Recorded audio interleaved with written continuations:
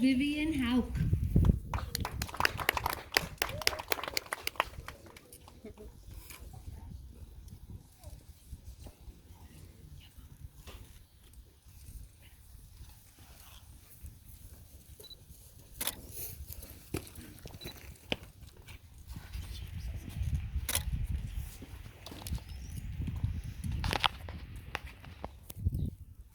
Corey awoke to the sound of the alarm. All around her, Jews were rushing into the secret room. Outside the door, before he pushed his way in, a Gestapo officer could be heard.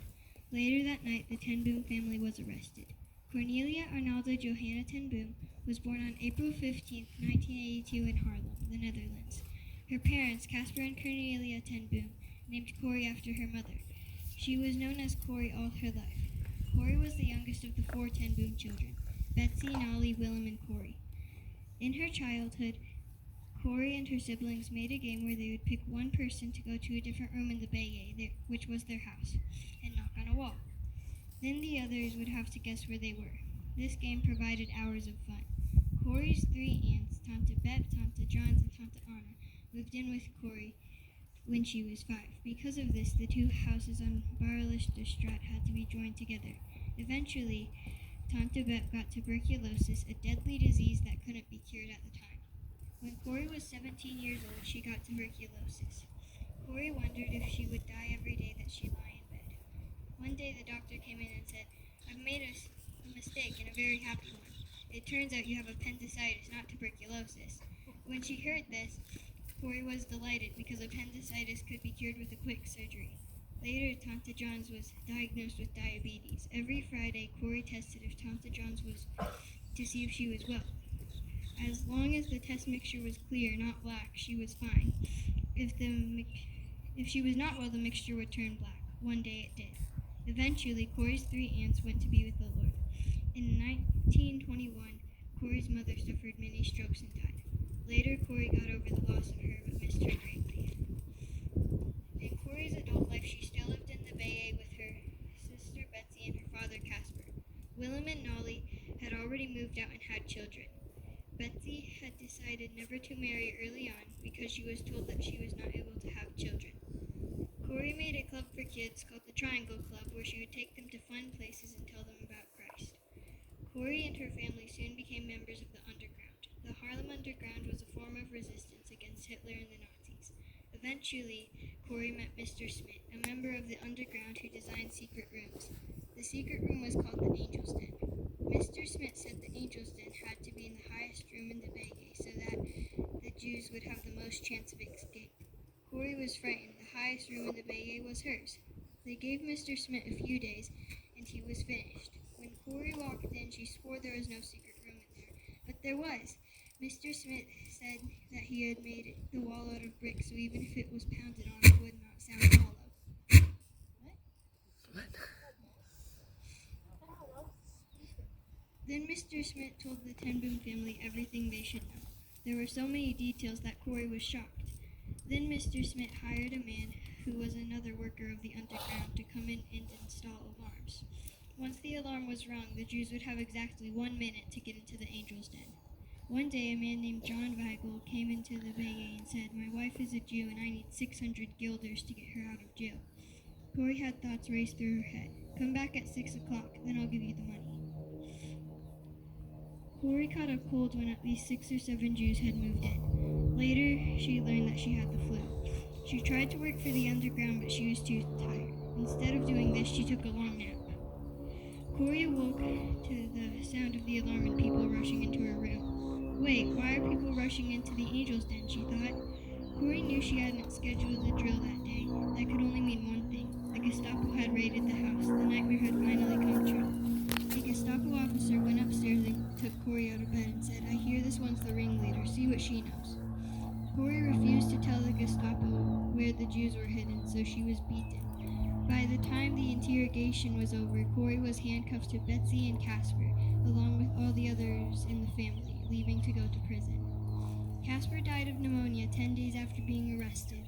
Corey spent her 52nd birthday in prison on April 15th of that year. Just 5 days later, April 20th, was Adolf Hitler's birthday.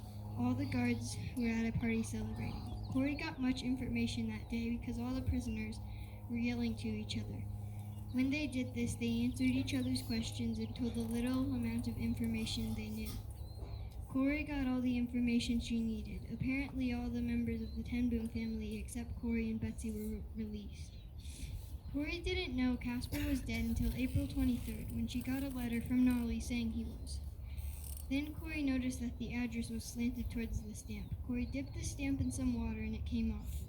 Underneath it, the stamp said, "The clocks at the Bay are safe." It was in code, but Corey knew exactly what it meant. The Jews were safe. Later, Corey and Betsy were transferred to Vought concentration camp, where not only were they tortured there, but they were transferred again. This time, they were transferred to Ravensbrück, where hardly anyone ever made it out alive. The women were poorly treated, some even tricked into taking showers that a deadly gas came out. Every day, the women were forced to do pointless work for the Nazis. On top of that, they had to get up at a certain time every morning for roll call. If they were late, they would be severely punished. Betsy looked as if she was going to die. Every day she got worse until she went into the hospital. The next day, right after roll call, Corey ran to the window of the hospital. She saw the nurses carry Betsy outside with a sheet over her body. Corey couldn't believe what she saw. Betsy was dead. Corey's best friend of her life was dead. Just 3 days after Betsy's death, after roll call, Corey heard her name. At first she didn't respond because she was called number 66730 for so long that she hardly even recognized her own name. Once she remembered, she stopped dead in her tracks. It turned out that Corey was being released, but they wouldn't let her go until the swelling of her legs went down. When the swelling did go down, the Nazis made her sign a contract that they hadn't done anything to torture her, like starving her, beating her, and many worse things. Once she arrived in Holland, a woman came up to Corey and said, "The hospital is just a mile up the road." She must have looked terrible if a complete stranger would say that to her. After being in the hospital, Corey got a ride to her brother Willem's house. There she learned that Willem had tuberculosis, which she later died from. Corey returned to the Bay, but it didn't feel like home without her family. In 1953, Nolly died, leaving Corey one of the last in her family alive. Corey traveled the world preaching and sharing her story. In one of the places she preached, an officer from Ravensbrück said, "Isn't it great that God can forgive our sins?" Corey hesitated, then prayed a silent prayer in which she said, "God help me to forgive this man." God gave her the strength to say, "Yes, it is great that God can forgive us." Corey said with a smile as she shook his hand. Not only did Corey forgive this man, but she also forgave John Weigel, the man who turned her into the Nazis.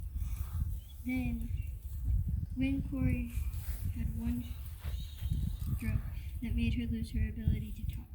Later, she suffered many strokes and died on April 15, 1983, on her 91st birthday. Corrie ten Boom will always be remembered because she saved the lives of many people, shared the gospel, and answered God's call. She was brave and determined. She inspires others to answer God's call. I am influenced to answer God's call and to forgive. Psalm 32:7 says, "You are my hiding place. You surround me with songs of deliverance."